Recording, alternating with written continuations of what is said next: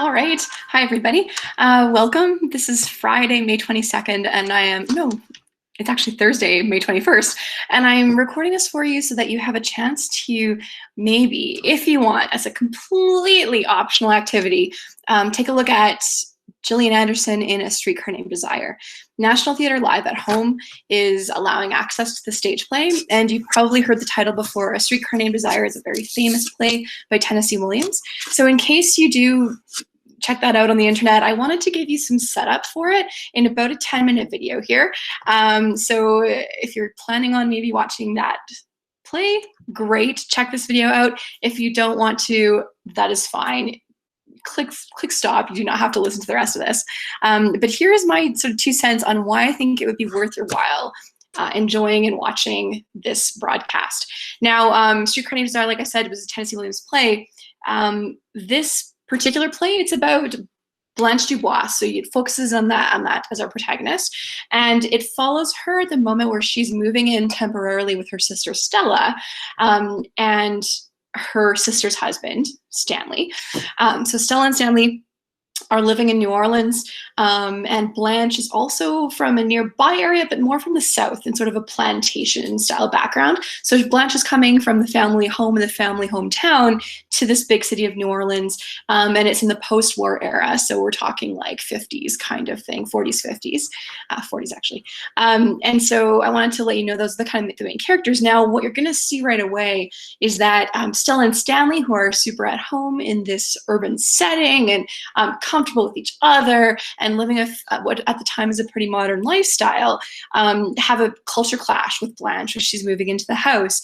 Blanche is very much in an old school sort of Southern belle mentality for most of her behavior and mindset. But what you find out over the course of the play is that there's lots of reasons behind this. And the friction between these three characters and the really interesting way they relate to one another reveals lots about each character's past, but also about their future orientation. So it's a great little bottle episode of a play. And I thought that to get you kind of geared up for it, and to decide whether or not you want to watch it, here is the quick version of a lot of the thematic content. There are certain aphorisms or pithy sayings that the play asks questions about. So again, these are like some opinions, but they're not the opinions of Williams necessarily. They're just things said in culture sometimes. So we all have skeletons in our closet. What do you think of that idea? Do you agree? Or do you disagree that we have like things hidden behind our everyday wear? Do you think that fate's written in the stars? This play asks questions about that and whether or not people are destined to be or destined to behave a certain way. Is the man the king of the household? Gender politics plays a huge role. So power and control and what assumptions are behind gender roles definitely plays a part in this. And I would say remember that this is the world of a very binary understanding of sexuality and gender. So you'll see a lot of heteronormative stuff, but it's still very important when it comes to the power dynamics and individual sexuality. Those are questioned in this play. People who forget the past are doomed to repeat it. Do you think that's true, that you're always caught in cycles? What about image being everything? Does it matter how you look? Does the clothing that you wear determine how others react to you? And we're products of our environment. So in other words, are we responsible for what we do? Or is sometimes our reaction not of our making, but of what happens around us? That's something to ask. Love is blind. Do you think that's true? So does love not only attract in a way where like, doesn't matter what a person looks like, but also is love blind? Does love blind you? Like, does love sometimes make you not see things? That's a question raised in this film, and in the film version of the play. I've included here some of my favorite iconography or my images associated with this story. I love the poster art in the center, and I've long lost the link to who made it, but you can see some of the central images that you'll need to pay attention to. So like the bathtub scene is going to be important. There's clearly some drinking going on here, so a cup and alcohol bottle, the kind of florid beauty of the fancy script, so the presentation here, the balance, the intricacy of the dark web, the lighting being very dark around here. There's some really interesting things happening because a lot of the symbolism comes up in the story. You'll also notice that like in the book cover, of the version I usually taught with. It's minimalist. It's very simple lines. You see the women, the two women, and then Stanley. There's black and white. There's a very distinct binary happening. But there's also some interesting things being said there about politics control. Just take a look at the posture and where the hands are placed and how gender is demarcated, right? But the attitude is being conveyed by each of those stick figures. It speaks volumes. This is the most famous still shot from the play itself, and so a confrontation between Stanley, who in the film was played by Marlon Brando, and Blanche, who is in the film played by Vivian Leigh, famous for Gone with the Wind. But again, you're going to see this with Gillian Andersen as the main title character of Blanche and the two other individuals. Now, I guess what I would want to encourage you to do is remember to approach each of these characters with empathy and figuring out why they're behaving the way that they are, because they're going to probably do some things that are alienating behaviors. There's going to be some stress. There's going to be like the tension inside a family, but escalated tenfold or exponentially, really, as the tensions rise in their relationships. So some things to look out for symbol-wise that'll help you to understand why people are behaving the way they are. Take a look at these symbols. For sure, start with clothing, because you're going to notice right away that distinguishes the different characters. And even if you see the still shots here, I tried to show you with the colors. Like Stella, a person who's sees things pretty black and white, is script-like in that font, but very of the world and of the modern world. You can see she's wearing like a little lacy number there. Blanche, you can barely see her pastel like outfit there, right? It's almost nude. It's very exposed. So Blanche, that kind of girly color of pink. Stanley, the like working guy's showing his tattoo and his necklace, and like he's got those sort of tank top, like the showing his muscles. So working man. You're gonna see that symbology come through strongly. I'd also say, like, look at light and the lighting effects. There's a piano that becomes very important for the setting in New Orleans, the jazz world, and that newness of that jazz music after the war. Color in all sorts of ways, whether it's skin color, whether it's color in the set decoration matters.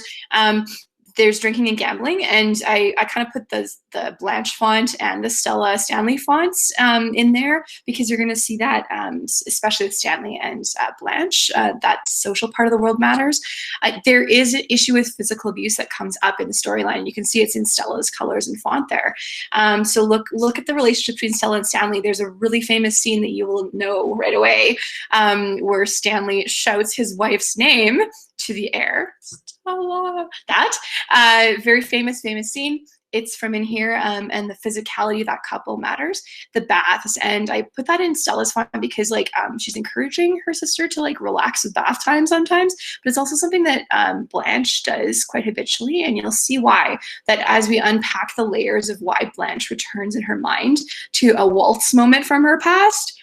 Again, I'm not going to spoil about what that's about, but there's a waltz that she keeps remembering, and music and that connection to memory has amazing layers. And you'll see that bath moments are some of the moments where that cracks through in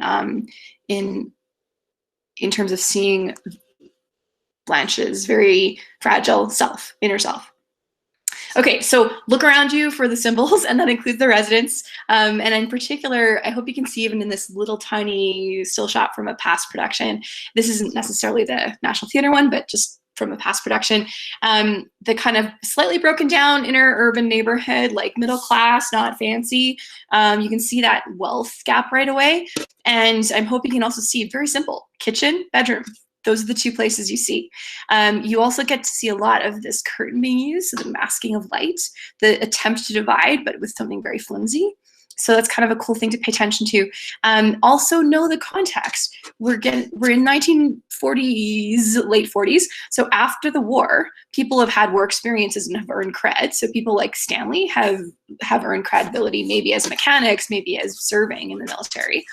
But there's also an old world that's kind of crumbling in the plantation ownership of like single families that may have been American Revolution. That's starting to change. Their attitudes are around in culture, but there's a lot more appreciation for diversity, for women having power in relationships, or at least exercising their mind, exercising their opinions.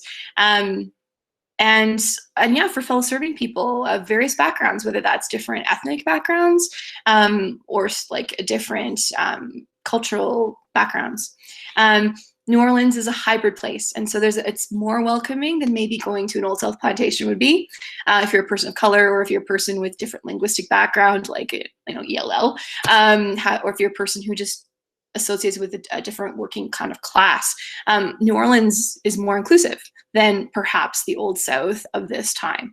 And so the context there matters when you're thinking about how the people in this world, the landlords who live up here, the people in the kitchen, how they're behaving towards one another. So kind of keep that in the back of your mind. Here are some important themes that I want to flag for you right away. So illusion and reality, guilt in relationships, loss of innocence, perception, misperception, and one quote. So 4 themes and one quote, the kindness of strangers. I would challenge you as you're watching this. One of the last lines of the play has to do with the kindness of strangers. So where do you see kindness? Do you see kindness? What does it mean to rely on the kindness of strangers? I will put that out there in the universe for you to think about. You can probably tell I love this play. I love to teach it. That was a super quick 10 or 11-minute version of an overview. So please know yourself. Viewer discretion is advised, both because of triggering sexual and violent content. It's not incredibly graphic, but it is incredibly empathetic. And so that can be disturbing for viewers. Know your level of stress, know like what you would find interesting, and also know what you should stay away from. But this should be an epic production. If you're interested in seeing a literary classic on the stage, this is a chance to see it for free. And of course, you can support the arts, and there's tons of donation campaigns online, but you can also support artists other ways. And so I would encourage you to enter into the language of this play because it's one tool and one way you can appreciate some of the things that art does for us. Keep an eye out for stage rotation. This is on a rotating stage. And so that adds interesting dimensions to angles and shot compositions. And the costuming, I've already talked about this photo, but there's other costuming choices you might want to pay attention to. And finally, lighting effects. Just because lighting is so important to Blanche's character, please pay attention to the way that scenes are lit if you watch this lovely filmed version of the stage play. Thank you for your attention. I hope that you consider watching the stage production of A Streetcar Named Desire. Again, just know yourself, and if you would like to have follow-up with me or with classmates, I'm going to open up an extra meet next week to just like chat about what the theater experience was like. So we'll have like a little quarantine deep cut about Streetcar Named Desire. Okay, thanks. Have a lovely one. Take care, everyone. And we will see you in our regular class for regular class content later. Remember, this was all just extra for your enrichment if you want to check it out. Take care. Bye.